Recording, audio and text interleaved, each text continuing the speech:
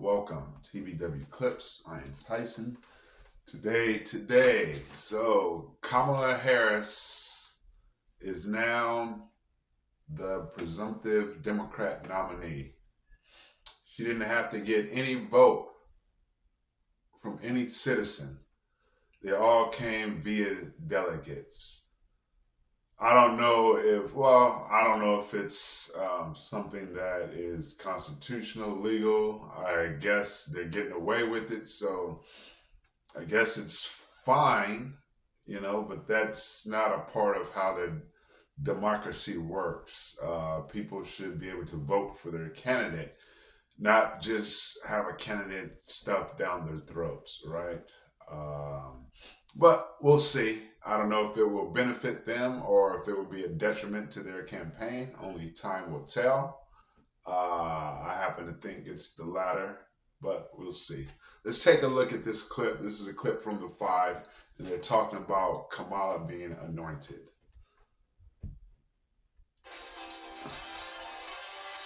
Well, he's back and he's going up the stairs. President Biden making his first public appearance days after his party forced him off the ticket and crowned his beat as queen of the Democrats. It took only 36 hours for Kamala Harris to lock down enough delegates to become the presumptive Democratic nominee, and doing so without earning a single primary vote. Kamala keeping the momentum going, speaking to a crowd of 3,000 supporters in battleground Wisconsin. It was her first official rally, and Harris took the fight right to Donald Trump. You all helped us win in 2020. And in 2024, we will win again. I took on perpetrators of all kinds. Predators who abused women, fraudsters who ripped off consumers, cheaters who broke the rules for their own gain.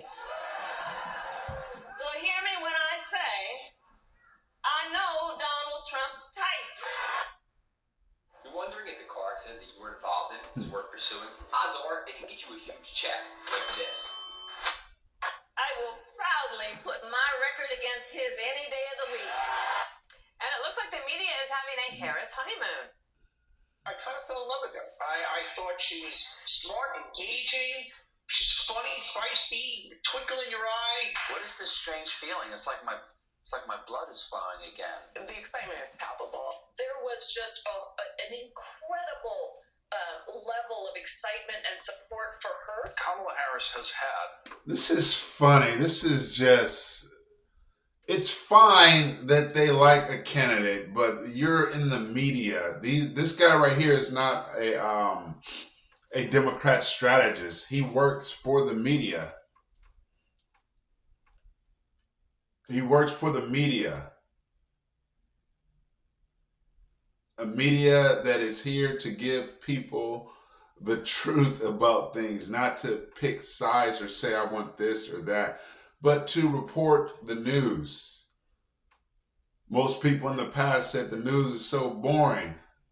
Now it's exciting because I guess they have their personalities, they're picking and winning. But the problem is it's too one-sided. You have 90 to 95% of the media that goes one way politically. That's a lot of power in numbers, right? Let's keep going. This is just The single best first day of any presidential candidate in history. They've switched it up. It's going to be a southpaw now. Rocky's a southpaw. Don't go too close to Rocky. It's my best Burgess Meredith, folks. For children scared this morning, go back and... And where was this enthusiasm prior to her getting into the ring, right? Like nobody said, Joe, back down. We would like to see Kamala. They just put Kamala and then everybody's in love. That's crazy.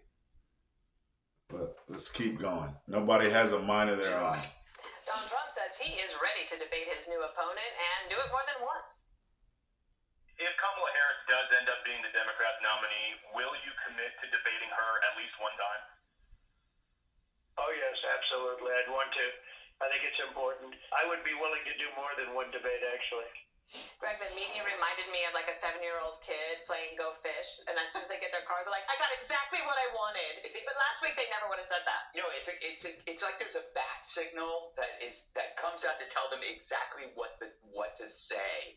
And 1 minute they're this way, then they're this way, but they're all in unison. So you have these two competing factions that are gonna arise, and it's not going to be left versus right. It's going to be fantasy versus reality. The fantasy is going to be the media narrative machine. That narrative will tell you Kamala is absolutely amazing, historic, and she's going to show Trump to be old and racist, the greatest first day of any presidential candidate ever. Then, on the other side... That sounds like Trump, though, right? He'll say something like that.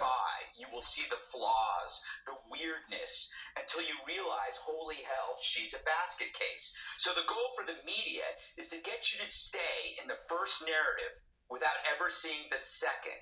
They did this with Joe, right? They tried to stay in the he's as sharp as a tack narrative and not, oh my God, he's a basket case. So again, it's not left versus right. It's not like I hate Kamala Harris. It's like, no, we're just saying that's fantasy. This is reality. The New York Times had 8 of their prized columnists, great potential candidates on electability.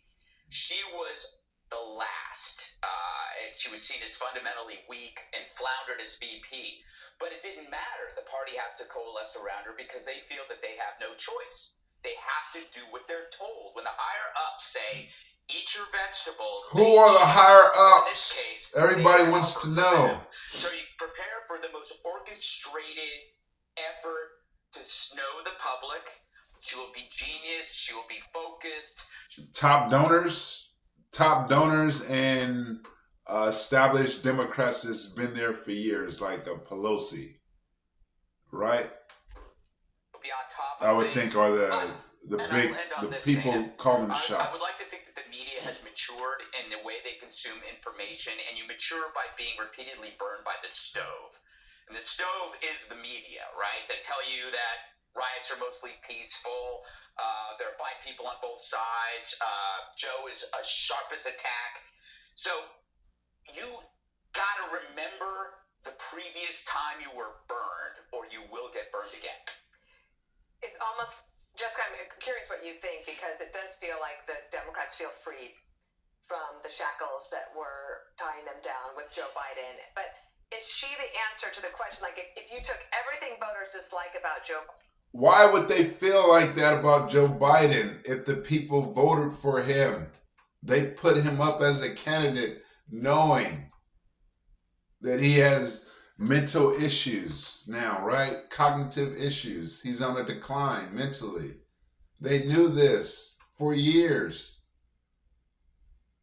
That's crazy that they would just do that, but I digress. Biden and solve only the age problem, does that get you to where you want to be in November? So I'll address the joyfulness first, because it's permeating all of us. And I saw this tweet that I think really summed up what was going on. It's a staffer on the Biden-Harris campaign who said, the last 3 weeks felt like a funeral, and now I'm at an open bar wedding. And that's how it's going to be for the next 104 days. And that doesn't mean that we're divorced from reality, that the cards aren't stacked against her, that Trump doesn't have an advantage. She was polling behind Joe Biden in the matchups, and most of them on a national scale and in key swing states. And obviously, they're going to have to be very smart about who you pick as VP to try to pick up the state that they're from. Exactly. But I would say that they're going with Kamala, but she has the same vision as Biden.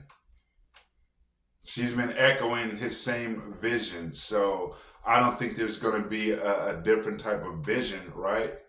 And I think she's still losing to Trump. So if their whole thing was Biden can't win, let's replace him. Biden can't win. He's getting crushed in the polls. So now we feel like it's a funeral. We're feeling low and down. Now there's an excitement with Kamala, but she's giving you the exact same results pretty much as far as a head-to-head matchup with Trump. She's still losing and getting whooped. So they should feel the same way, right? Let's keep going. lose, we want to go down swinging from that coconut tree or whatever. Like, we are unburdened.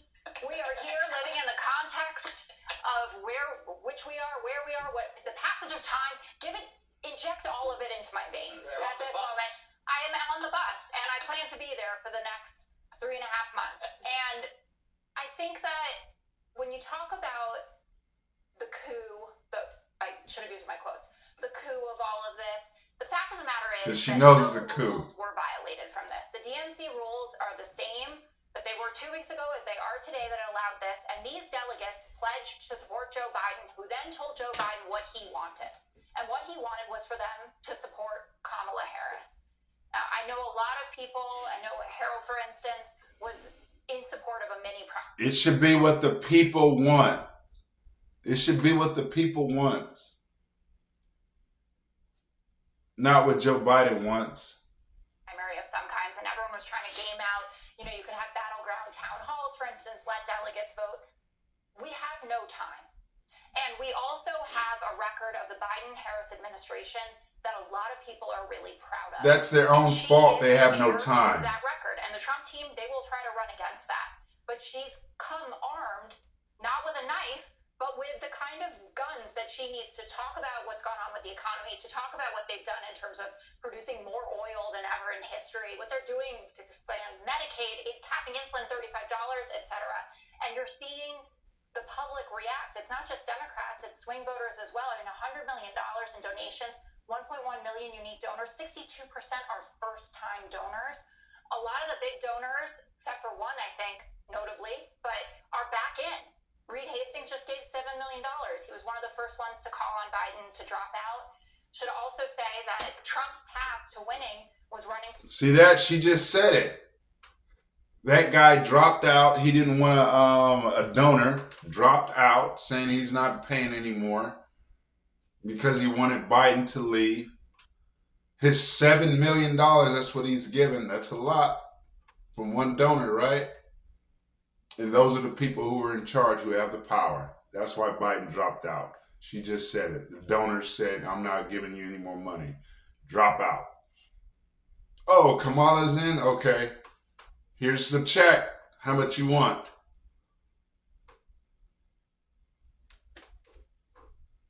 We're getting many more Gen Z voters and many more Black voters.